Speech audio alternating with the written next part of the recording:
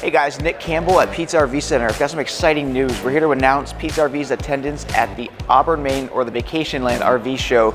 2 days only, coming up this weekend, Saturday and Sunday. Pete's RV Center will be on site with 18 to 20 brand new RVs ready to hopefully bring you and your new family into the camping industry and part of our family. We're going to have some brand new travel trailers from the likes of Sunset Trail. We've got Arctic Wolf fifth wheels. We've got something hopefully for everybody.